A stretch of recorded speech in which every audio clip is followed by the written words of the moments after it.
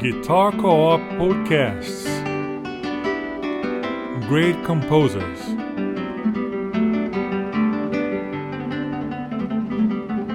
Conceived and presented by Fabio Zanon.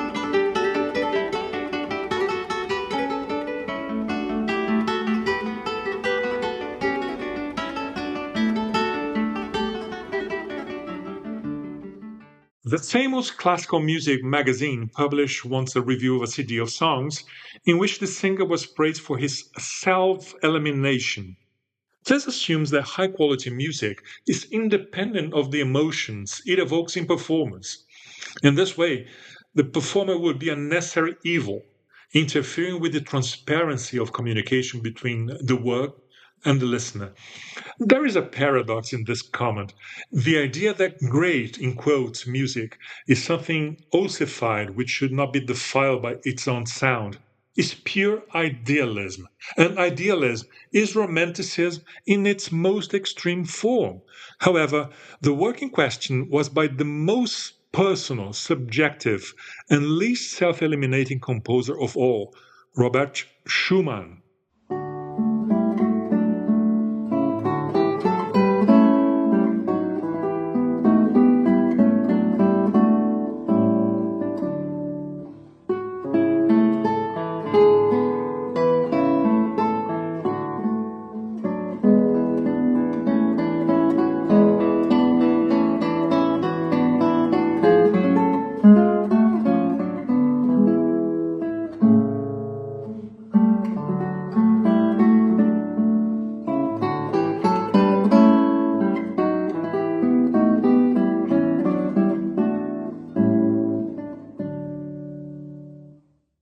This is me, Fabio Zanon, played the first movement of Schumann's Kindersonate No. 1. That is a piece that is in the album Romantic Guitar, released by GuitarCoop. Schumann's music is not only an extremely successful attempt to compose music that is a genuine expression of intimate feelings. It embraces ambivalence in a process that even anticipates the models of psychoanalysis. Like Fernando Pessoa or Hermann Hesse in literature, creating opposing personalities within the same person who writes in distinct styles, Schumann creates an entire universe of musical personalities. His music struggles and creates transitions between conflicting feelings, weaving a script that mirrors our emotions, our inconstancies, our incoherences, reflections, and memories.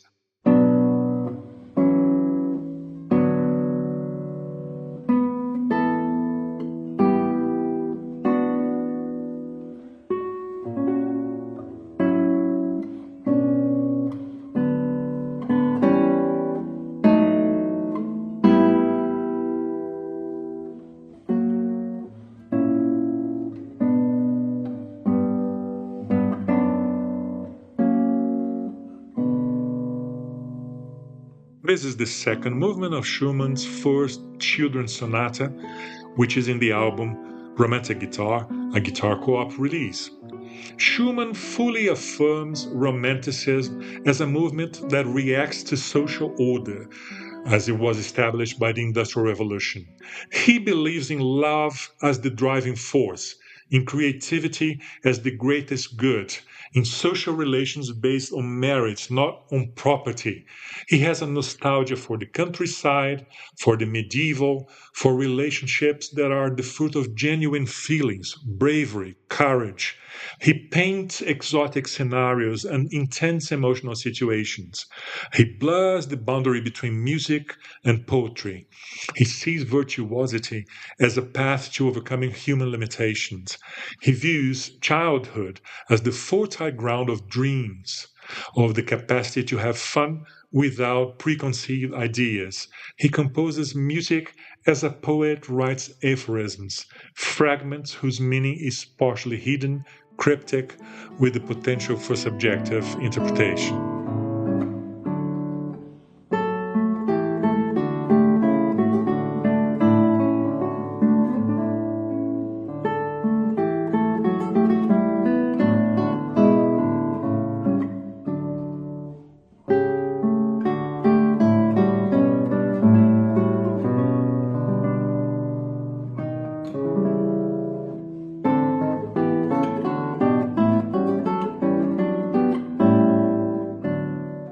This is the third movement of the same sonata that you can hear in the playlist that we have prepared to accompany this episode. You can just go in the description and access your favorite platform.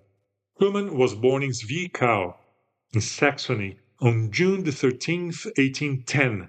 He came from a well-to-do family. His father was a bookseller and publisher who made a fortune selling translations of Cervantes, Byron, or Walter Scott. Robert was the youngest of five. He was surrounded by the classics in his father's library, which made him the most sophisticated literary composer of his time. This also explains why he hesitated between a career in music or in literature. Zwickau was a kind of small town, and he studied music with a local organist. He was not a child prodigy, but he had a unique talent of creating comical musical portraits of his friends and family on the piano.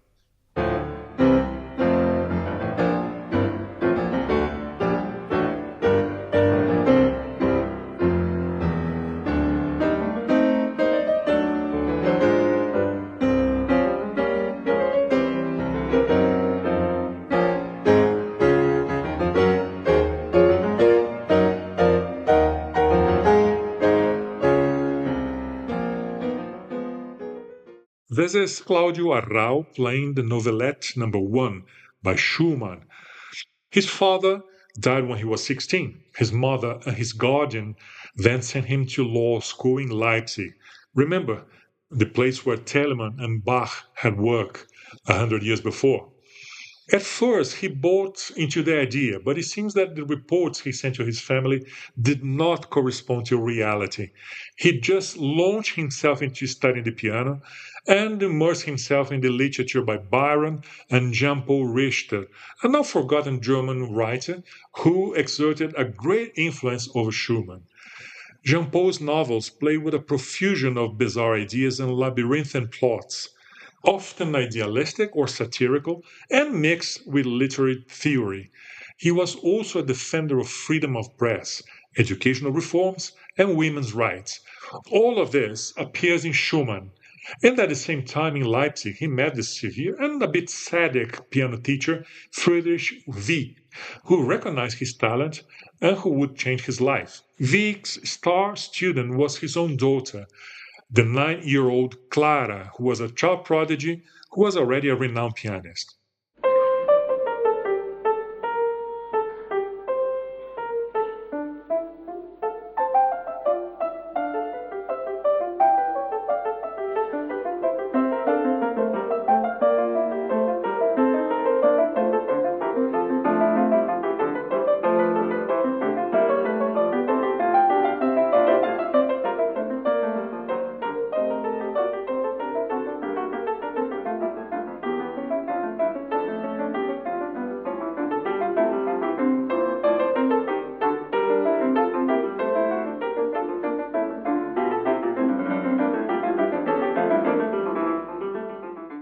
This is a fugue by Schumann, played here by Sviatoslav Richter.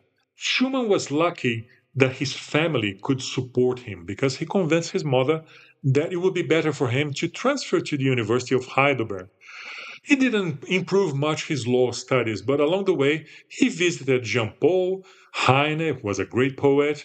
He went to Switzerland, to Italy. He saw Paganini play, and studying the music by Beethoven, Bach, and Schubert, he decided what he really wanted was to be a pianist. He returned to Leipzig with an urgent drive to learn music, and Wieck promised to transform him into a great concert pianist in a few years.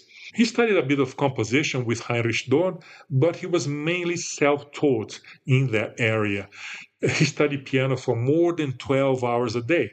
He was, of course, frustrated, like everybody, with the difficulty of his fourth finger, and he invented a contraption that locked his third finger in a kind of extended position and forced the independence of the finger number 4. Well, the result was a permanent injury that ruined his dreams of becoming a pianist when he was 22.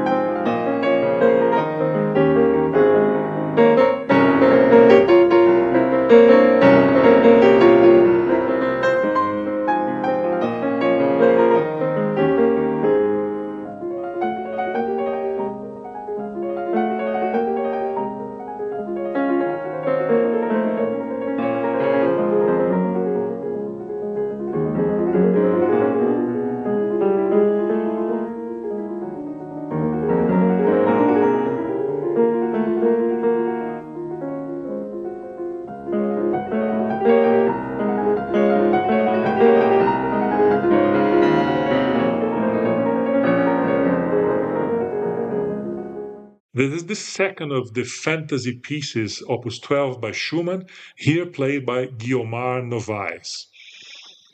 Nowadays, we know that he had had problems with his hands in Heidelberg, and many people think that may be due to focal dystonia or a side effect of treatment for STDs with mercury. He tried everything homeopathy, electroshock therapy without results. But the fact is that we lost a pianist, but we have earned one of the greatest composers in history. He threw himself with fanaticism into composition and music journalism. He had already published his opus number one, the brilliant Abegg Variations, a piece that also inaugurates his taste for musical cryptograms and hidden messages. Pauline von Abegg was a fictional friend of Schumann's. He benefits from the note names in German, which is a bit different from English. The name Abegg, Abegg, generates a musical theme with the notes.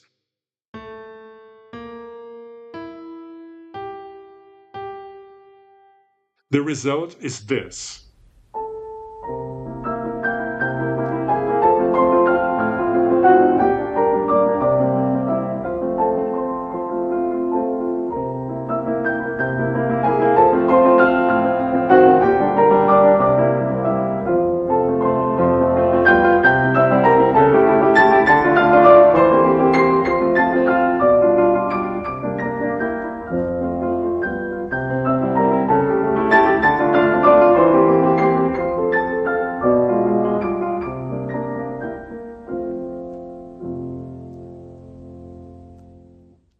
This is Clara Haskell playing Variations Abegg by Schumann, Opus 1. From 1835 onwards, he became the editor of the New Music Review of Leipzig, which was a progressive magazine and incredible source for research of the musical environment in German Romanticism. Incidentally, this magazine still exists. Schumann was at the helm for 10 years, and there he elaborated the issue of multiple personalities. Some reviews contrast two friends who discuss music Eusebius, who is introspective and dreamy, and Florestan, who is impulsive and a man of action. They are both opposite sides of Schumann's own personality. Other contributing writers to the magazine are Schumann's inner circle, who sign as members of this imaginary Brotherhood of David. It was a group of musicians who had innovative ideas inspired by the biblical character. And here things start to get very interesting.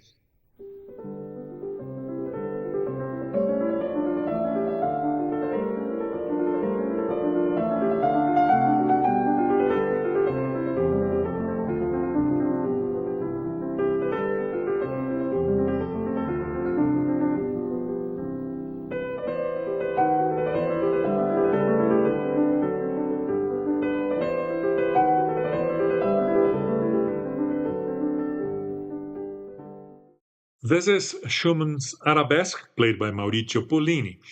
Once free from the discipline of becoming a virtuoso pianist, Schumann threw himself with a manic impetus into composing works for piano. He completed and published at least 20 new works, some of them enormous, in the space of 5 years. They inscribe his name alongside Chopin and Liszt as one of the best and most captivating productions of romantic pianism. It's even difficult to summarize because there's so much extraordinary music, but this is a heritage that everybody should know.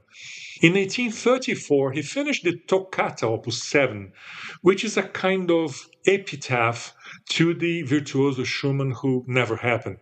It's a work of manic vivacity.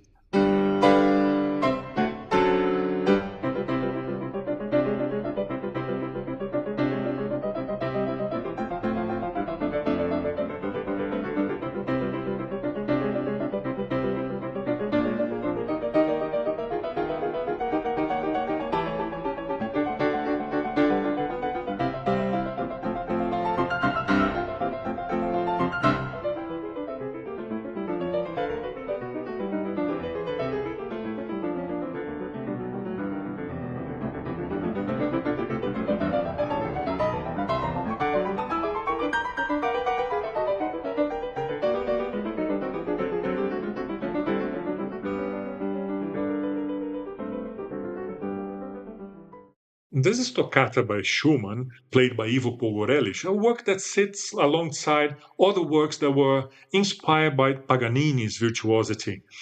It was written around the same time of the hand injury. Also in 1834-35, he wrote his most popular cycle, which is Carnival Opus 9. I cannot think of a more exciting opening to any piano piece.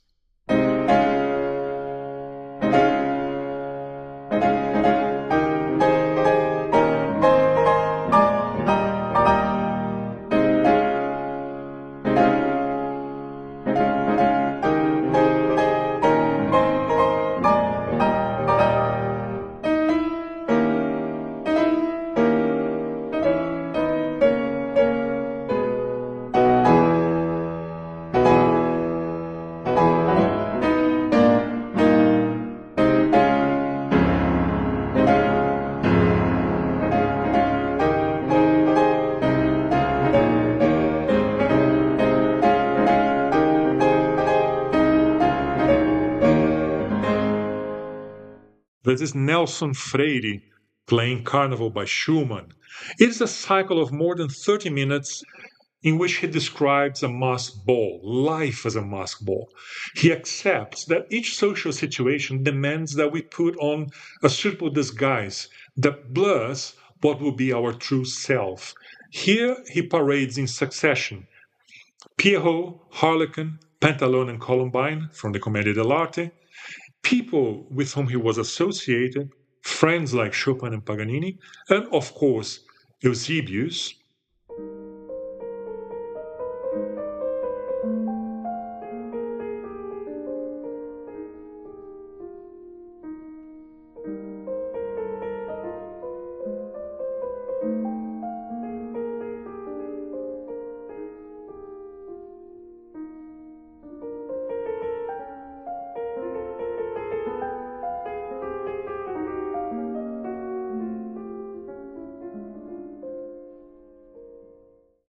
And Florestan.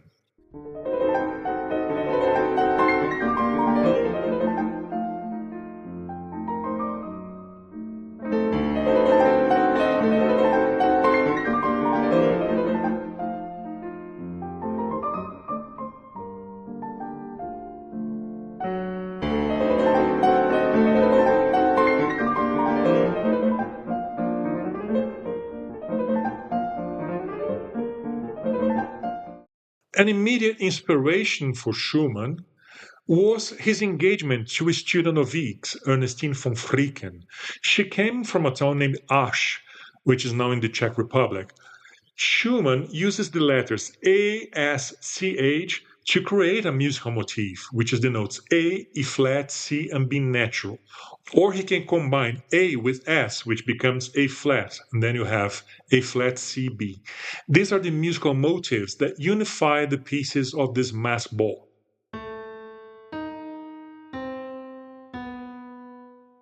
This is Pierrot.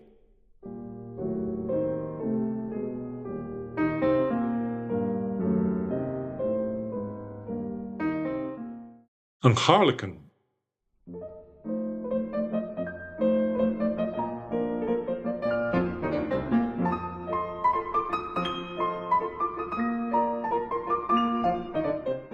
This is Coquette.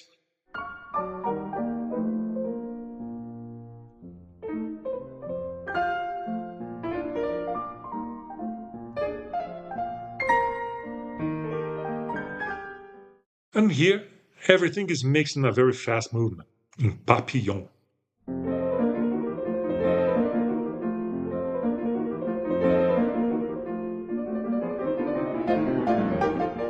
His fiancée Ernestine is also present.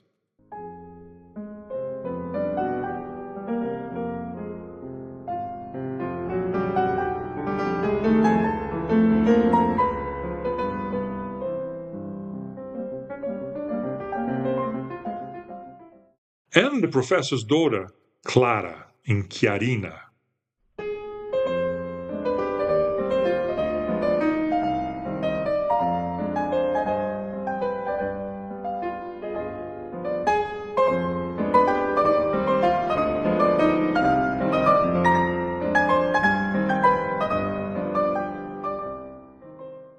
All these movements played by the great Brazilian pianist Nelson Freire.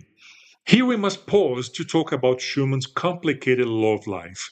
He was engaged to Ernestine, but began to realize they were not so compatible, let's put it this way, and he broke off the engagement. Subsequently, he began to feel a growing attraction for his teacher's daughter. He had known Clara when she was 9 years old, but now she was a 16-year-old teenager and one of the greatest pianists in Europe. They had a 9-year age difference. And when her father was informed of the relationship, he was furious and refused permission for the marriage. The two filed a lawsuit against him, resulting in a horrendous legal battle. Wieck claimed that Schumann was an alcoholic and financially and mentally disturbed, which is partially true. Schumann had to collect testimonies attesting to his integrity. Even Mendelssohn went to court to testify in his favor. Wieck campaigned against him and his own daughter, distributing pamphlets around Germany to destroy their reputations. Finally, they got married in a highly symbolic date, one day before Clara's 21st birthday in 1840.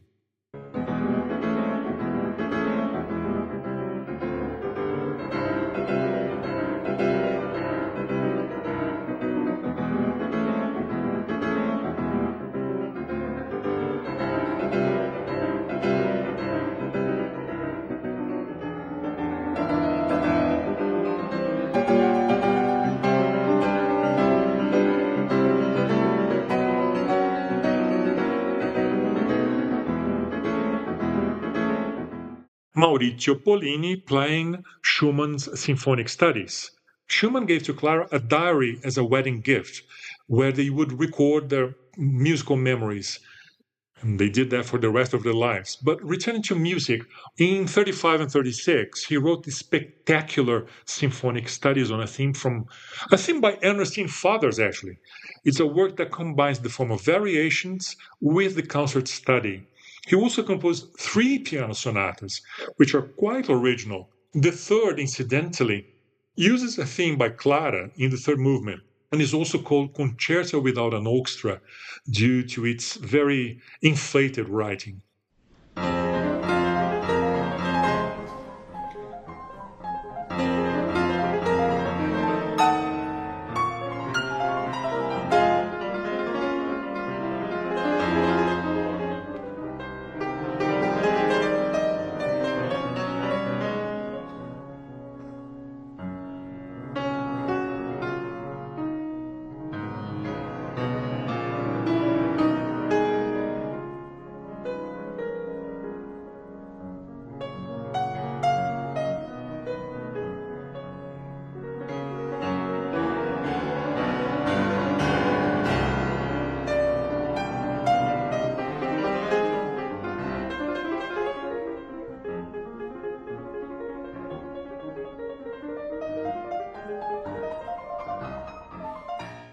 There's a movement from Schumann's Sonata Number 3 for piano, here performed by Vladimir Horowitz.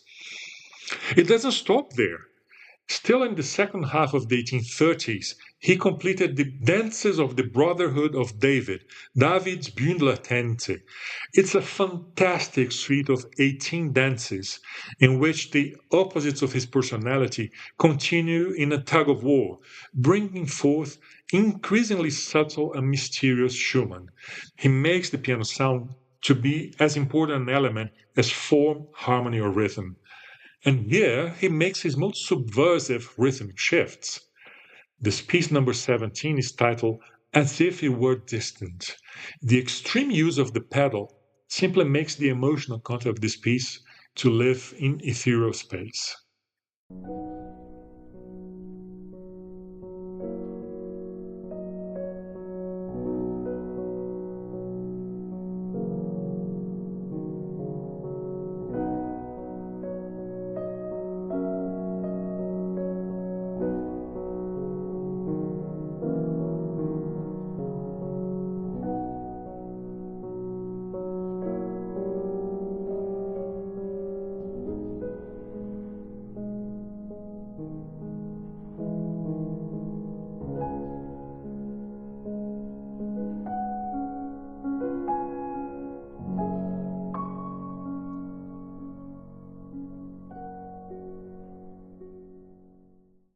Mitsuko Uchida playing one of the pieces from Schumann's David's Bündel Tänze.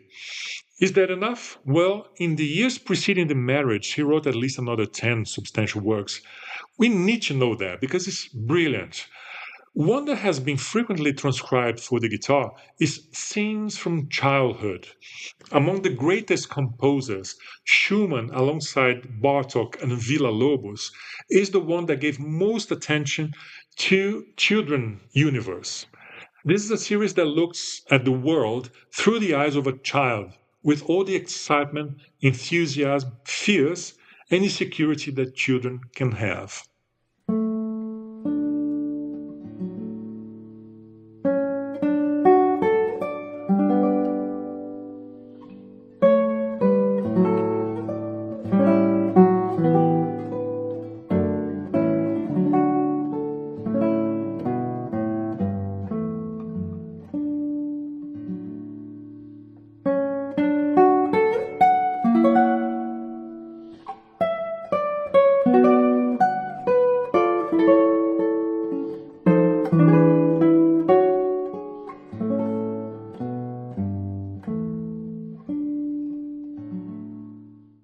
This is Manuel Barrueco playing Trome High from Scenes from Childhood by Schumann, transcribed for the guitar. The work that fascinates me the most is Kreisleriana, inspired by the writer E.T.A. Hoffmann. Here, within each movement, he places side by side the impulsive and the dreamy natures of his temperament. Schumann himself considered this his best work and dedicated that to Chopin. Chopin had no interest for Schumann's work and just wrote back, complimented the graphic design of the first page.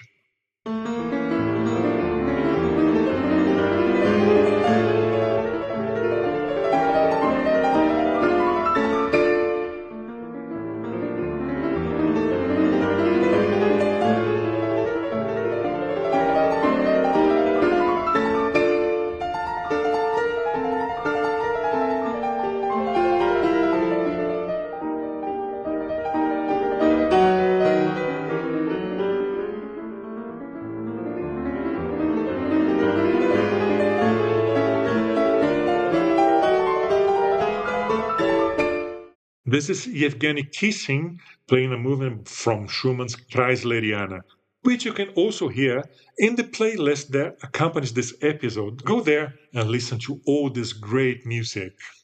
But perhaps my most beloved work by Schumann is the legendary Fantasia Opus 17, which was dedicated to Liszt and is a central work of Romanticism. It was planned as a tribute to Beethoven and is in 3 movements. At the time of writing, he was prevented from seeing Clara and wrote to her that that was possibly his most passionate work.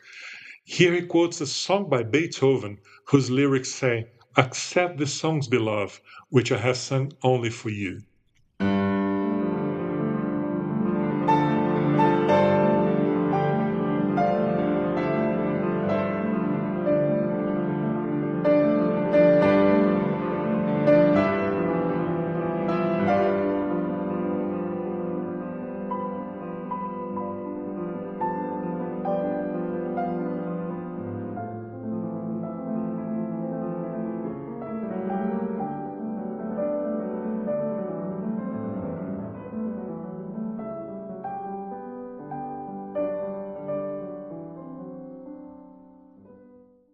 The great pianist Arnaldo Cohen playing Fantasia Opus 17 by Schumann.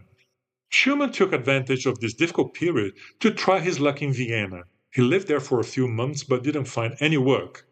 But he studied Beethoven's works like crazy, and he even found some really important works by Schubert, which were in possession of Schubert's brother, including the Symphony No. 9 that was premiered under Mendelssohn's conducting later that year. One of the musical results of this stay in Vienna was Faschingschwank aus Wien, which is a work of exceptional musical contrasts.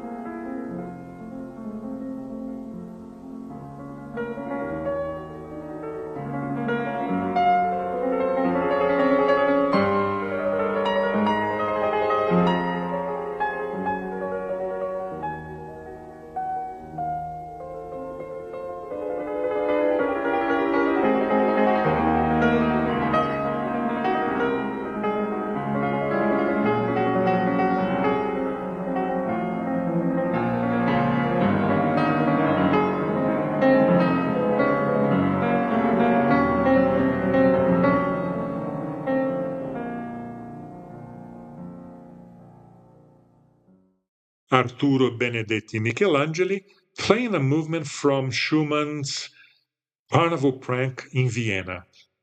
It doesn't end there. The young Schumann also wrote nocturnal pieces, novelettes, humoresque, all exceptional works in the years preceding his marriage. The very year of his marriage must have been Schumann's happiest. Clara was not only a muse, but also a professional of the same stature who was able to analyze his music, play it, and encourage him to take even greater leaps as a composer. The immediate result was the euphoric year of 1840, which is called the Year of Songs. In that year alone, he composed more than 150 songs. Just as a comparison, that is pretty much the same production of the Beatles in all their careers. It's impossible to talk of classical music without talking of Schumann's songs. The first cycle is Myrtle, 26 songs dedicated to Clara as a wedding gift. The best known is Widmung, Dedication, which was also Clara's favorite. Du meine Seele, du mein Herz, du meine Form, oh, du mein Schmerz, du meine Welt, in der ich lebe, mein Himmel, du darein ich schwebe, oh, du mein Grab, in das hinab ich ewig meinen Kummer gab. Du bist die Ruhe, du bist der Frieden. This is Dietrich Fischer-Dieskau, accompanied by Christoph Eschenbach, playing Schumann's Widmung. Many cycles followed. The next masterpiece is the song cycle with text by Eichendorff, where he captures the romantic experience of the landscape, of solitude in nature, of detachment. Each one is a masterpiece, but I like very much this one, Auf eine Burg. The lyrics speak of an old knight fossilized atop a wall, observing the cheerful valley from afar. There, a wedding party takes place, and the bride is weeping. Will anyone ever dare to transcribe the sinister music for the guitar? Eingeschlafen auf der Lau, oben ist der alte Ritter, drüber gehen Regenschau, und der Wald rauscht durch das Gitter, eingewachsen Bart und Haare, unversteinert Brust und Krause. Wolfgang Hosmer, baritone, and Imogen Cooper, pianist, playing Auf eine Burg by Schumann. The next one is the cycle on poems by the Franco-German poet Chamisso, The Love and Life of a Woman, which describes the course of a woman's relationship from her first encounter to widowhood. It's a sadly prophetic cycle, and I will explain why.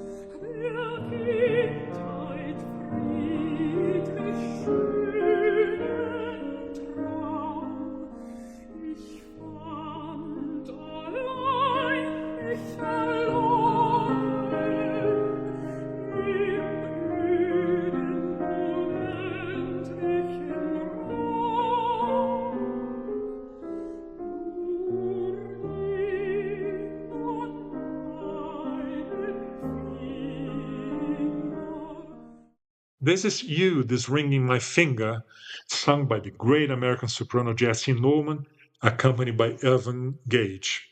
Poet's Love, central to the vocal repertoire, is based on poems by Heine, and it has some of the most complex relationships between lyrics and music, alternating between desolate, passionate, or sometimes venomous or revengeful songs. The best known is Ich grole nicht, where the abandoned lover says he holds no grudge despite having his heart broken by someone who didn't deserve it. Ich grolle nicht, und wenn das Herz auch bricht, ewig verlornes Lieb, ewig verlornes Lieb, ich grolle nicht, ich grolle nicht, wie du auch strahlst in Diamantenpracht, es fällt kein Strahl in deines Herzens Nacht, das weiß ich längst.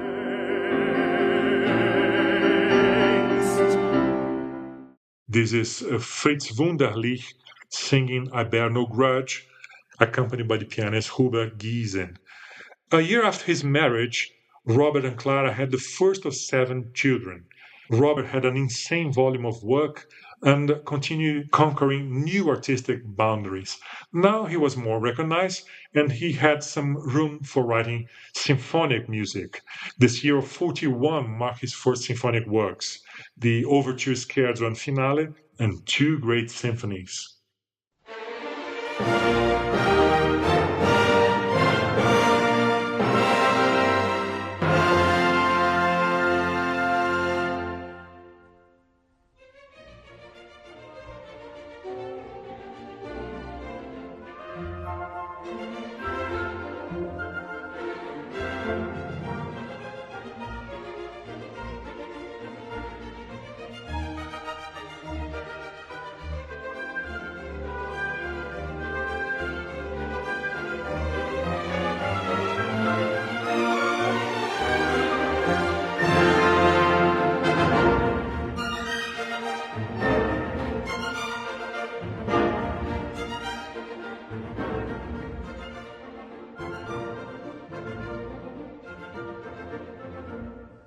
This is Riccardo Muti conducting the Philharmonia Orchestra in Schumann Symphony No. 1. As 1840 was the year of songs, 42 was the year of chamber music. Schumann and Clara had many friends who played violin and cello, and he, who had never written chamber music, composed 3 string quartets, a piano quartet, and a piano quintet, as well as a fantasy 4-piano trio. Especially quartet and quintet, they simply define the potential of these genres and serve as model for all composers who came after. It seems the universe is holding its breath to listen to the slow movement of the piano quartet.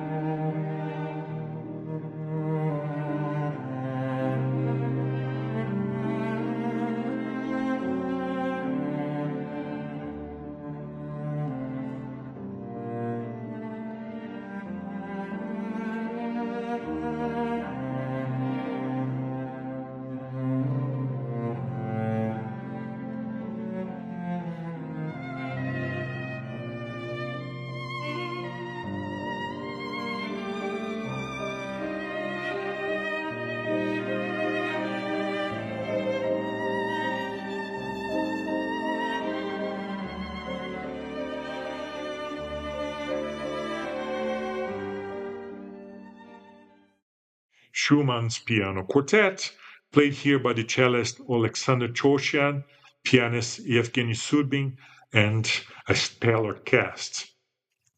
The quintet, on the other hand, is one of the most gloriously popular works in all of chamber music literature. It is uninhibited, full of proportion exuberance. If only all music could be like that.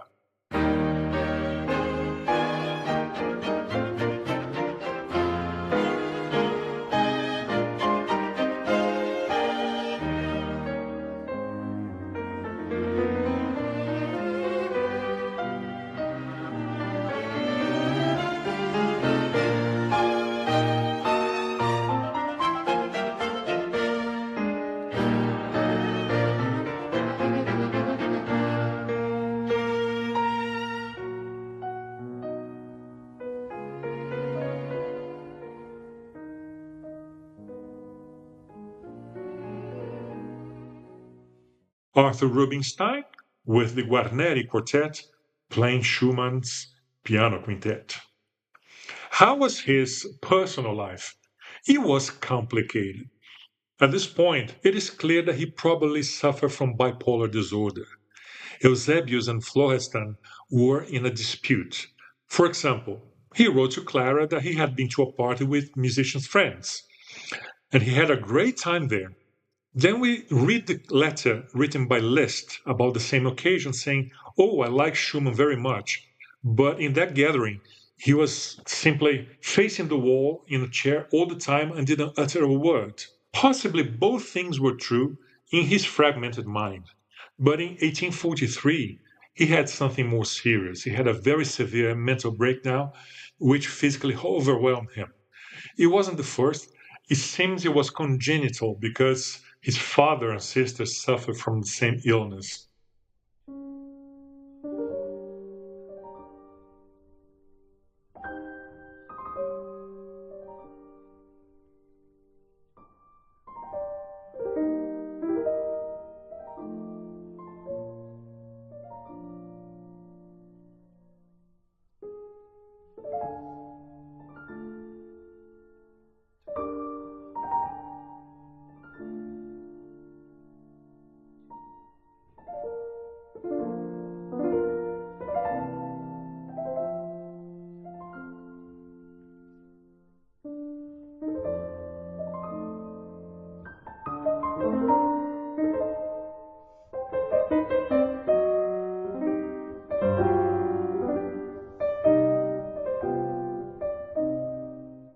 This is Vogel as Prophet by Schumann, played by Mitsuko Uchida.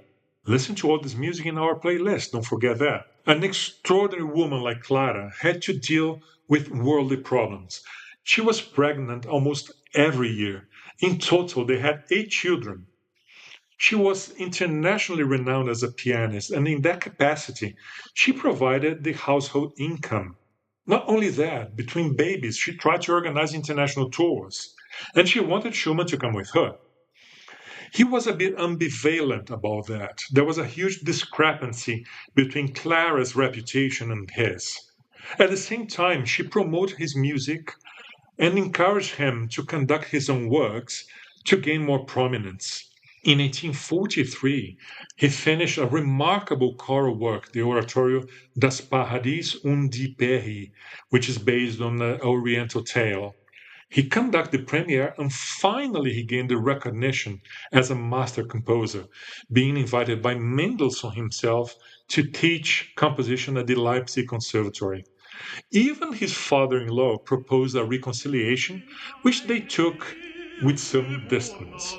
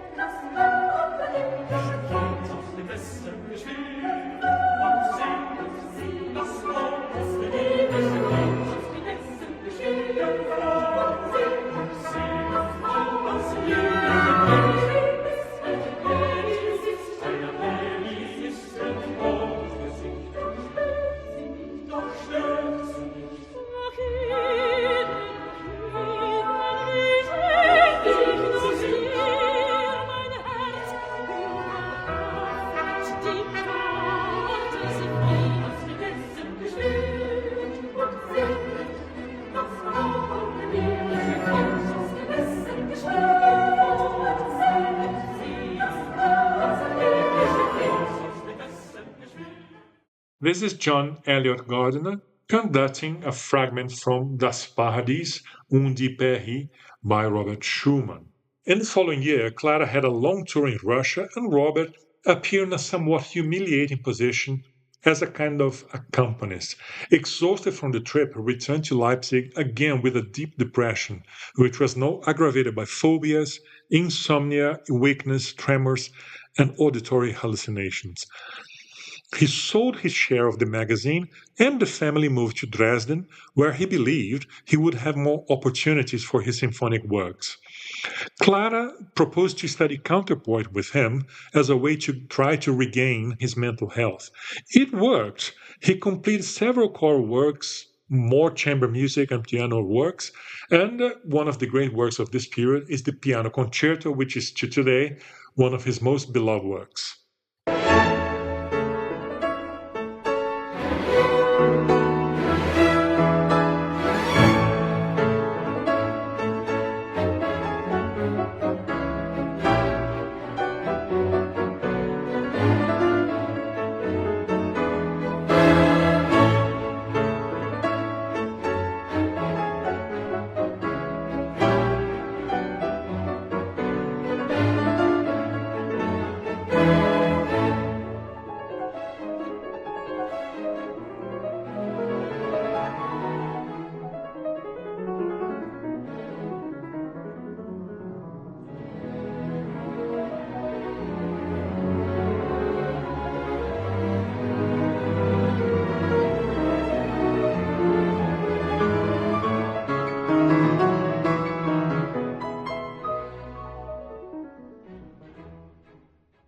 Martha Argerich playing the third movement of Schumann's Piano Concerto, accompanied by the National Symphony Orchestra from the United States, conducted by Mislav Rostropovich. Schumann changed his method of composition. He started to compose mentally away from the piano. That led to his second symphony, which is a masterpiece of a struggle against depression. It traces the path from darkness to the light of healing, inspired by Bach and Beethoven.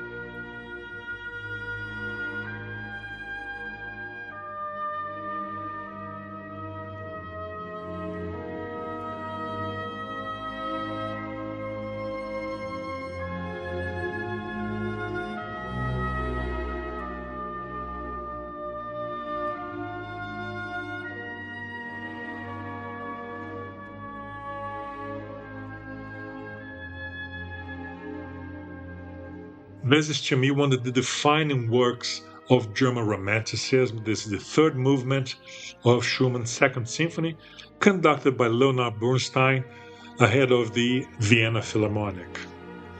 One cannot realize how unpredictable life could be in the 19th century.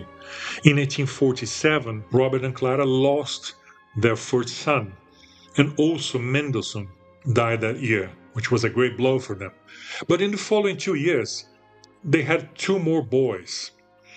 In 1850, he threw himself into the production of his only opera, Genoveva, which was not very successful and has not lasted in the repertoire. They moved to Düsseldorf, where he took up the post of musical director. That required him to conduct an orchestra, a large choral association, as well as managing a festival and a series of concerts. But the fact is that a person with Schumann's temperament, with his mental problems, he was not very practical. He simply couldn't handle all that work, and his mental disturbances began to worsen. He was removed from the position after 3 years. Nevertheless, this difficult period still allowed him to complete a great deal of chamber music, piano and vocal music, concertos for cello and violin, and the large Symphony No. 3, known as Rhenish, which premiered in 1853.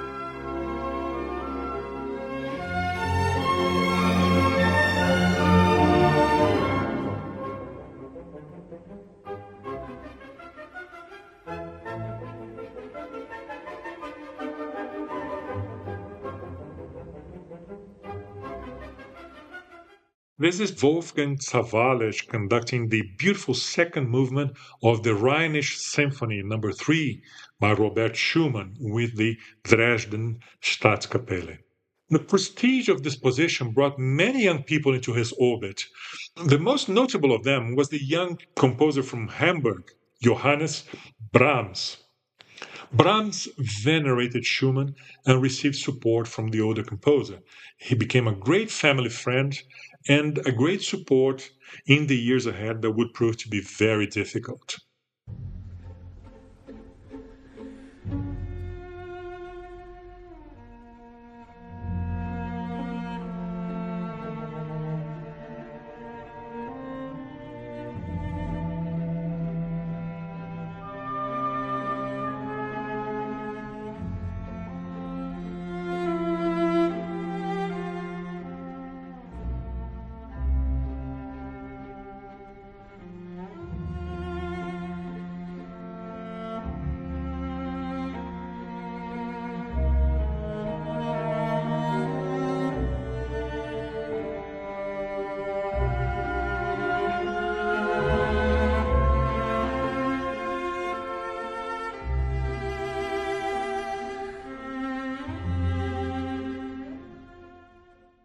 This is Yo-Yo Ma playing a fragment of Schumann's Cello Concerto.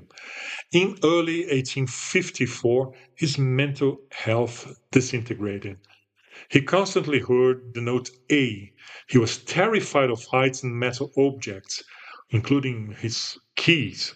He would wake up in the middle of the night saying that angels had just dictated a sublime melody to him. Next day, he was awakened by demons who would torture him. In February that year, he attempted suicide by throwing himself into the Rhine. He was rescued by fishermen, but in a moment of lucidity, he admitted to Clara that he was afraid of becoming dangerous to her and to the children, and asked to be admitted to a sanatorium near Bonn.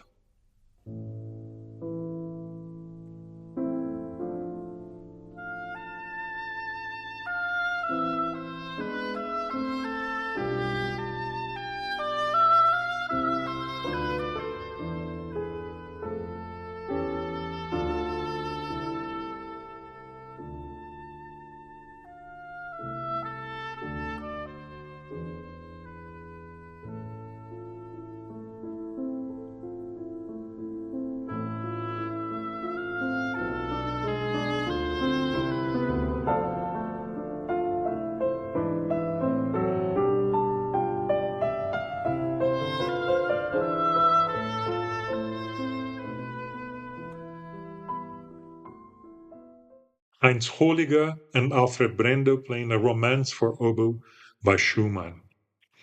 Clara was left alone with 7 children, 2 of whom were still babies. As the breadwinner, she had to continue playing. Brahms often acted as a babysitter. It is often speculated that during this time, Brahms fell in love with Clara, who was 14 years older. Apparently, nothing concrete came out of it, but he remained a very close family friend, and he respected Clara's musical opinions above anyone else's.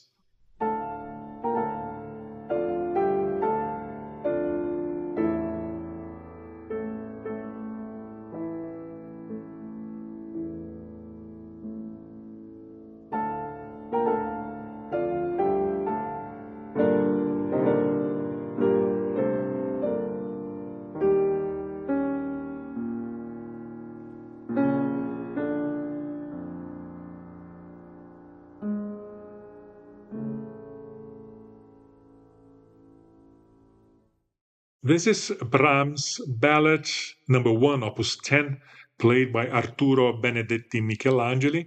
It's a piece that Brahms composed in the light of Schumann's reclusion into the mental institution.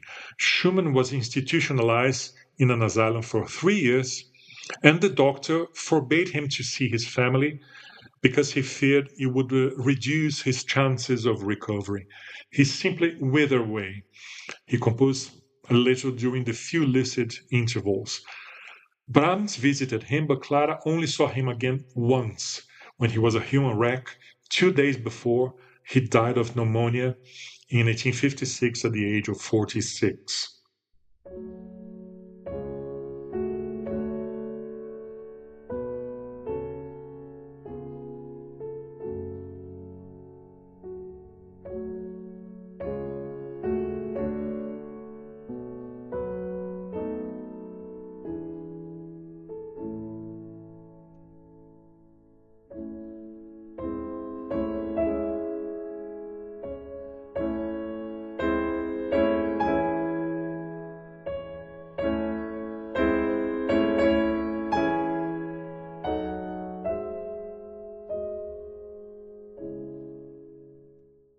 This is a wonderful work by Clara Schumann, Variations on a Theme by Robert Schumann.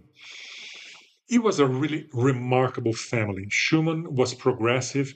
He favored women's rights and educational reforms, and he was one of the first people to advocate for the creation of public kindergarten in Germany. He also sent his daughters to kindergarten. When Clara had to travel alone, which was something very innovative then, he happily cared for the children and he really enjoyed playing with them. People saw that as an eccentric behavior, and it was said that it already showed signs of his later madness. Schumann favored music education as a playful activity and defended music as an element of cognitive and emotional development in children, which was a new idea then, but now, 150 years later, has proved to be true.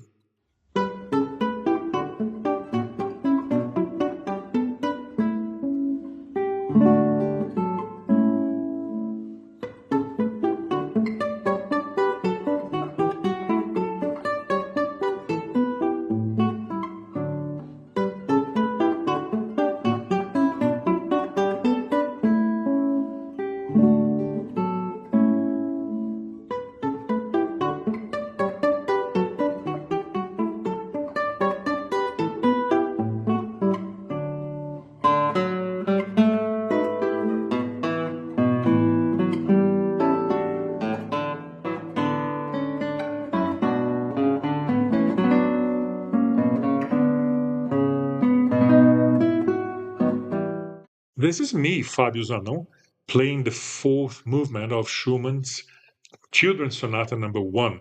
That is a GuitarCoop release, the album Romantic Guitar, that you can access in our playlist. Just go to the description in this episode. Clara remained as a widow for another 40 years. She played throughout Europe and moved to Frankfurt, where she was a revered professor at the conservatory, and her two daughters were her assistants. She lived with the eternal guilt of leaving her children with her eldest daughter while she was on tour. Her teaching actually had an impact in the 20th century because her students went to hold high teaching positions around the world. She left behind a significant body of works as a composer, which would have been even greater were it not for the prejudice against women composers at the time, something that she actually incorporated. She had what we call today the imposter syndrome because she wouldn't believe that a woman could be as great as composer as a man. Clara was a more conservative and conformist person, but she was a giant in music and in her personal life. When there was a revolution in Dresden in 1849, she walked along the barricades to rescue her children. There's no reason why her work shouldn't be played today and shouldn't be part of our musical life.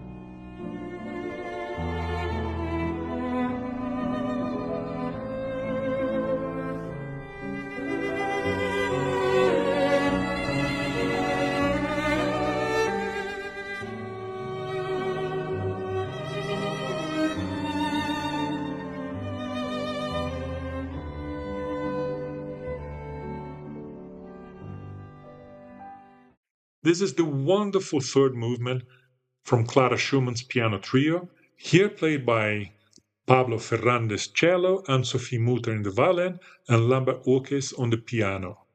4 of her children died before her, and she raised also her grandchildren. One of her children also showed mental instability and spent most of his life in a sanatorium. Another one became a drug addict, and 2 more died of tuberculosis at a young age. The youngest daughter, Eugenie, was a pioneer in openly living with her friend, the singer Marie Vilunger. It was a relationship that lasted practically her entire adult life.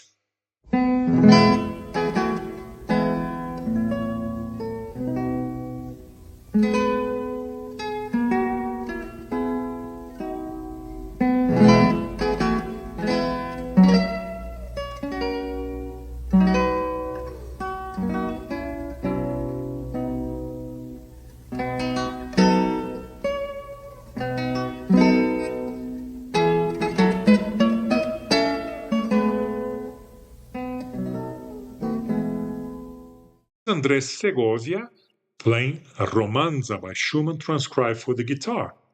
Schumann had a great impact, in fact, on guitar music.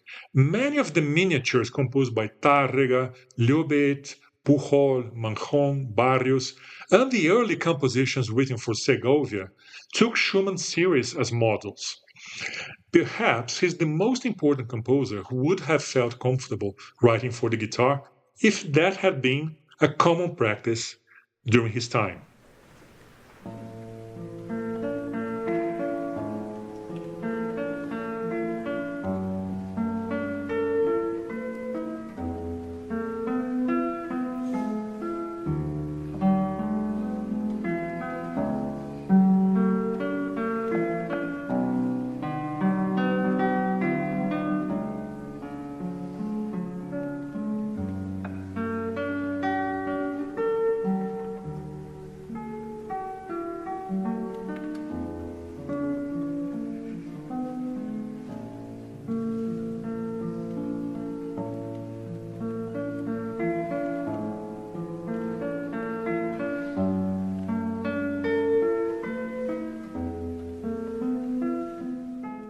This is Mignon by Schumann, played by the great guitarist Paul Galbraith, who is also a GuitarCoop artist. I very much hope you have enjoyed this episode and that you try to listen to the playlist that accompanies it. And I cannot say goodbye without saying thank you to Henrique Caldas for the technical work and to Monicky Zaczéski for the general management.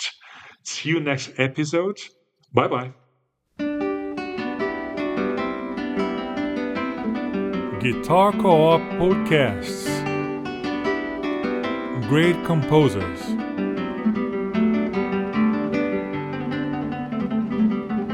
Conceived and presented by Fabio Zanon.